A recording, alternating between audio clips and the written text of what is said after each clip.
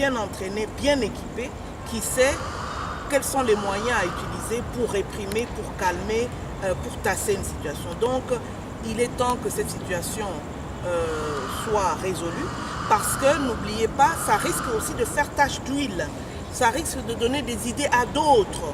Et l'instabilité était ailleurs, maintenant l'instabilité est en pleine capitale. En pleine capitale, on entend des bruits de coups de canon, ce qui n'est pas normal. C'est qui risque même de déstabiliser les institutions en place. Exactement. Et voilà un peu...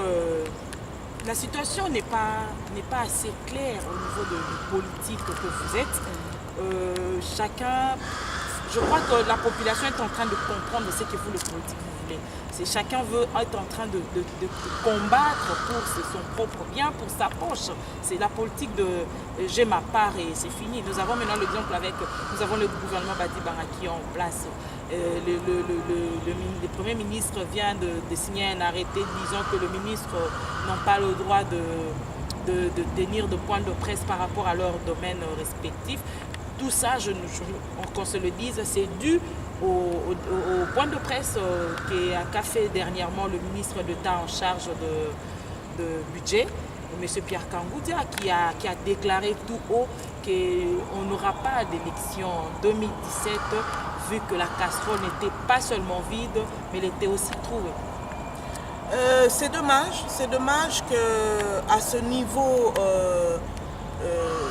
du pouvoir, qu'on dénie à des ministres de tenir des points de presse.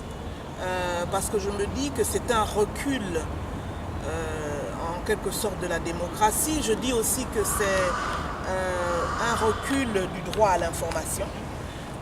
Mais visiblement, la raison, comme vous le dites, c'est parce qu'il y a eu un petit dérapage quand le ministre du Budget a parlé. Mais plutôt que d'interdire, moi, je me dis, il fallait en discuter, et j'espère qu'ils en ont discuté, lui, le Premier ministre, avec les autres ministres, et donner la ligne à suivre.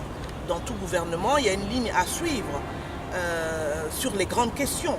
Chacun doit connaître quelle est la ligne qu'il faut effectivement suivre. Mais quand vous avez dit que le peuple commence à comprendre, les politiciens ne pensent qu'à eux, c'est leur poche, moi, je dis oui, c'est vrai qu'il y a beaucoup d'égoïsme dans ce pays. Je l'ai dit tout à l'heure, on ne fait pas la politique par conviction. Mais aussi, je voudrais interpeller, moi, les citoyens que vous êtes, que nous sommes tous, parce que j'entends beaucoup de critiques contre les politiciens. Eh bien, l'appel que je lance au peuple congolais, à la veille d'élections que j'espère nous aurons, c'est que vous avez aussi un rôle à jouer. Vous avez les politiciens, les dirigeants que vous méritez. Parce que regardez quand il y a des élections, pendant les campagnes électorales, que fait le peuple? Le peuple soutient le candidat qui peut être corrompu, dont on peut connaître le passé vraiment malhonnête. Mais quand ce candidat se présente à vous avec un discours enjoliveur et qui vous donne quelques billets verts à boire, casquette, vous votez pour lui. Un peuple affamé. Eh bien alors que vous devriez, chacun de nous devrait se dire, ah, les élections approchent, quels sont les candidats qu'on a? Ah, il y a A, B, C, D. Mais tiens, ce candidat A, qu'est-ce qu'il est? D'où il vient? Qu'est-ce qu'il a fait dans le passé, dans sa vie? Il était dans telle institution ou dans tel travail. Qu'est-ce qu'on dit de lui dans son travail? Quel est son bilan? Posez-vous la question. Quand il a commis des malversations, des détournements, c'est peut-être pas la personne vers qui il faut aller. Et puis poser la question au candidat. Et par exemple, les députés qui se représentent, dites-leur.